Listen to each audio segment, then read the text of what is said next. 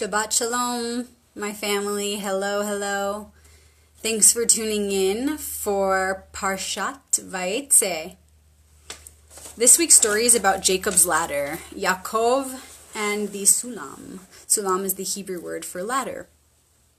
It's Genesis chapter 28, and it's all about Yaakov's return to Haran from Beersheba.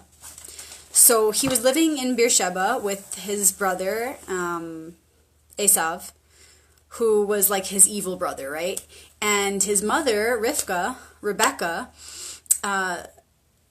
skillfully and gracefully arranged for him to go back to her homeland of Haran so that he can find a wife.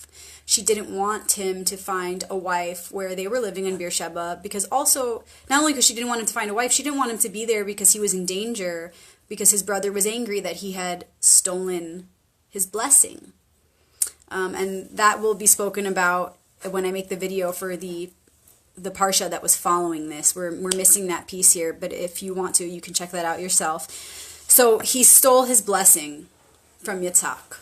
So his brother was angry, and so he fled to Haran, where his mother Rivka was from. And that's actually where Rivka met Yitzhak, at the well, because the well is the place where love happens, where matches are made, and the well is the water. It's the waters of life, emotions, the heart. So Yaakov goes and makes the journey for Haran. So here I'm going to show you what it looks like with my little notes on it. I'm going to start the story and I'll give some comments as I go along. And Jacob went out from Beersheba and set out for Haran. And he came upon a certain place and stopped there for the night, because the sun had set. So when the sun sets, it's always something very significant. It's telling you something's about to happen. Always when the sun is setting, something new is beginning. And there's a pause. And he took from the stones of the place and put it under his head and lay down in that place to sleep. Okay, so he put the stone, lay down on the stone, and went to sleep at this certain place that he stopped along the way. And he dreamed, and behold, a stairway set on the ground, and the top of it reached to heaven, and angels of God were ascending and descending on it. So this is the famous image that you all have seen, I'm sure, of Jacob's ladder, with the angels going up and down this ladder, and he's sleeping, he's asleep, and he's dreaming. And so why is it that first the angels were ascending and then descending? Why does it talk about ascending first, that the angels were going upward first? Well, the way I see it is that life is all about the ascent. It's first the climb and then the fall so that we can climb again even higher. And so in the beginning is the ascending. Also, very interesting, Sulam is the Hebrew word for ladder. Okay, and it represents the connection of heaven and earth. And of course, God is both on earth, in heaven, and he is the ladder too. But something that's really interesting about this word, Sulam, the Hebrew word for ladder, Sulam and the name for the mountain on which the Torah was given, Sinai, both have the gematria, the numerical value of the letters, of 130. So Sulam and Sinai both have the gematria of 130. This reveals the correlation of the ladder and the Torah, both connecting heaven and earth. And I love that the rabbi today in Torah study put an image on our worksheet of the ladder actually being the Torah, like the Torah was serving as the ladder. And that's exactly right. And I love that the gematria, or the numerical value of the letters of both of those words, are the same, because they have a similar meaning. Or exactly the same meaning. Going back to the story. And the Lord was standing beside him and said, I am the Lord, the God of Abraham, your father, and the God of Isaac. The land on which you are lying I will assign to you and your offspring. Your descendants shall be as the dust of the earth. You shall spread out to the west and to the east and to the north and to the south. And through you and your descendants all the families of the earth shall be blessed. Remember, I am with you, and will protect you wherever you go, and will bring you back into this land, for I will not leave you until I have done what I have promised. Jacob awoke from his sleep, and he said, Surely the Lord is present in this place, and I did not know it. So he wakes up and he's like, wow, this is such a holy place. Surely this is the house of the Lord. This is a magical place, and I didn't even know. But in the Torah uses the minimum amount of words to explain the maximum amount of things. It's because it's a very scientific unfolding. The gematria it's science. It's scientific. And so why is Anochi, the word for I, added in if it's already included in the verb yadati? It would technically then be translated as I did not know, as though he's saying I twice. I did not know. Why is this done? It would look like some kind of like a grammatical error or something, but of course there are no errors in the Old Testament and in the Torah.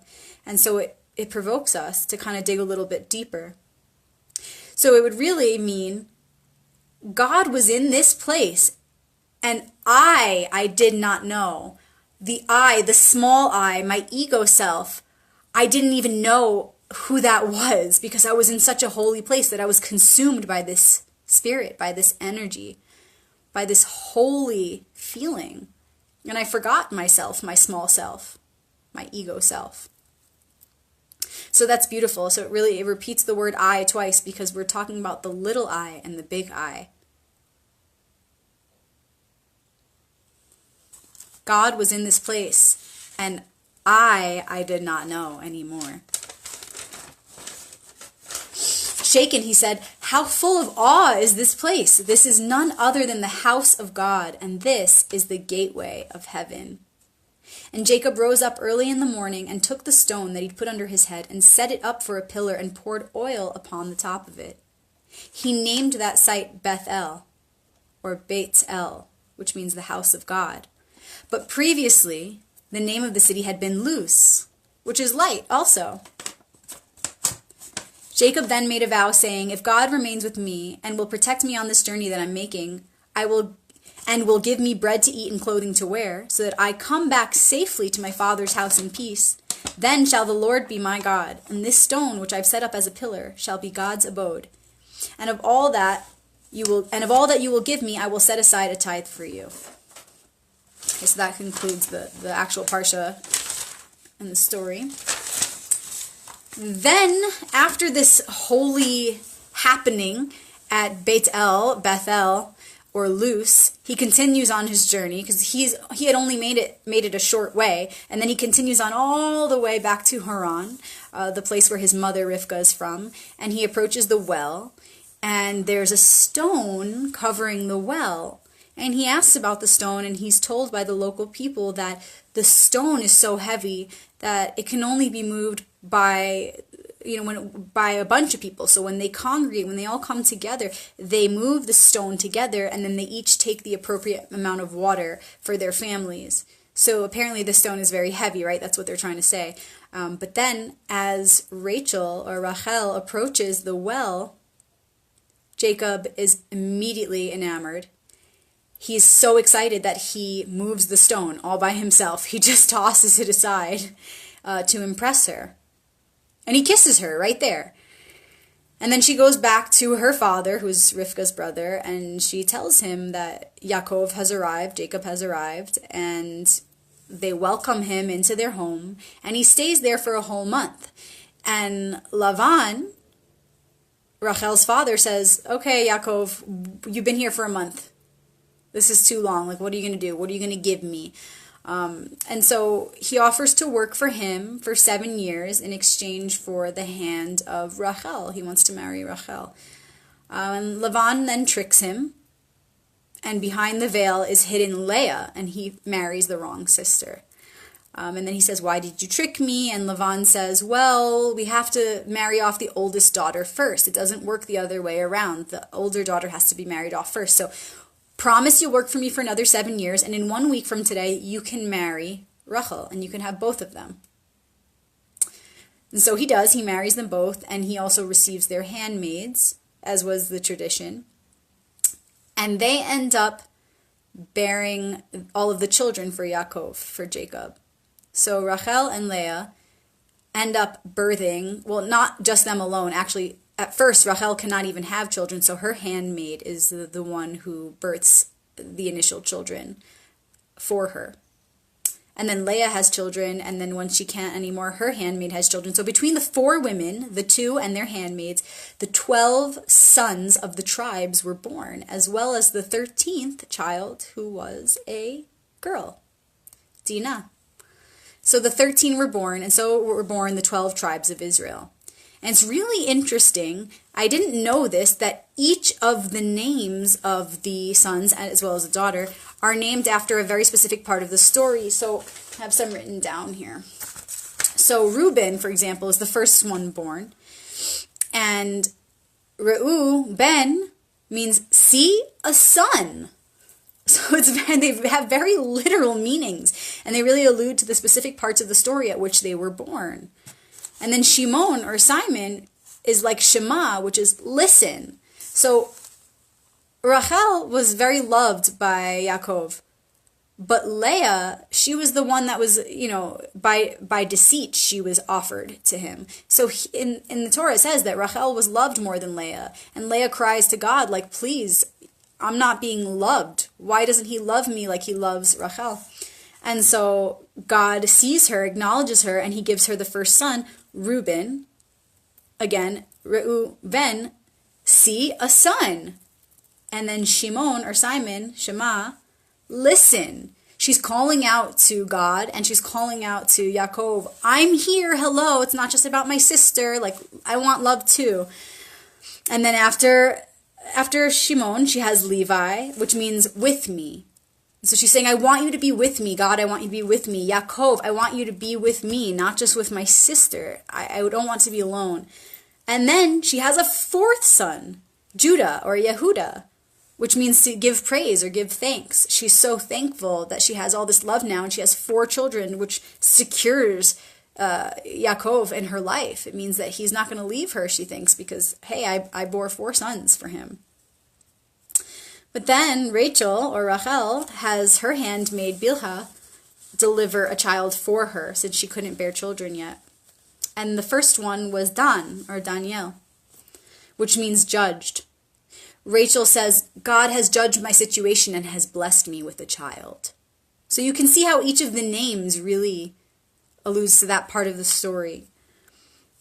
Very interesting. And then, of course, there are the 12. I won't go into all of them. And then the 13th child, who is Dinah, the female. And she's going to be spoken about more. She's very briefly spoken about in this Parsha, but in the following Parsha, she's going to be spoken about more. And I'll just say one thing about her, that in the next Parsha, when Yaakov goes back to Beersheba, after all those years of serving Lavan, the father of Rachel and Leah, he finally returns home, and he's going to reunite with his brother Esav, the evil one, right? Esav. The one who he actually fled from. And when he goes to reunite with him, he actually hides his daughter, Dinah, because she's the only daughter. And he's like, oh my goodness, God forbid. Esav tries to take her for his wife. I can't have that. So he hides her. And then something very horrible happens to Dinah later on. Because of this, because he hid her and tried to protect her, he's actually doing something very bad for the whole. Hashem, or God, sees it as, why would you do this? Why would you hide your daughter when maybe if she did marry Esav, she would help to reconcile him. She would help to rid him of his evil. Her feminine wisdom could have been the thing to heal him. Yet Yaakov hid her and denied him the opportunity, denied his brother the opportunity to be healed through her. And so Hashem seemed to be upset about this because he didn't act for the highest good of the one. He just wanted to protect her and keep her. He wasn't thinking about all of the people as one people and the world as one united world. And so the fate of Dinah ends up being very scary in the next story, and she ends up in the hands of another very evil man, and not for the best. So that's a little bit about Dinah. I had to say something about her, even though we don't get into that in this Parsha, because she's the only daughter. It's very interesting. And there's going to be a lot more commentary on her because I've been studying her, and it's so cool to hear the different commentaries and different opinions from people throughout the times. And if you have anything to add, I would love to hear it. So that was my commentary on Parshat Vayeitzei, and I'm so excited to still be in the energy of Shabbat. And we have all day today, of course, until sundown, before we do Havdalah and Shabbat's over. So I'm going to continue to enjoy it.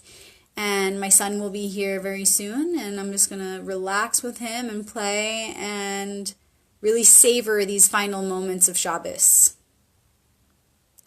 So thank you for joining me for this Parshat. If you want to hear more about the Torah, if you want to hear more about spiritual psychology, if you want to hear more about tarot,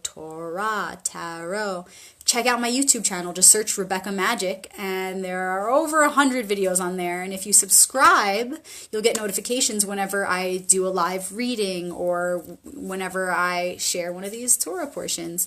And there's a playlist I have now on my YouTube channel that is just for the Torah portions. So if you are one who's interested in specifically hearing about the Torah parshas, or the specific Torah parsha for each week, check it out. You can catch up there and you can join. And from now on, once you do catch up, from now on you'll be able to follow along with me and be up to date. And it's really nice when we can do that together, because it's a little bit hard to catch up because a lot happens in each parsha. There's so much going on. There's so much behind the lines. It goes so deep that it can really take a while to catch up. We're still in the beginning. We're still in Bereshit, in Genesis. So now is your chance to catch up. Thank you guys for tuning in. I appreciate you. Shabbat Shalom.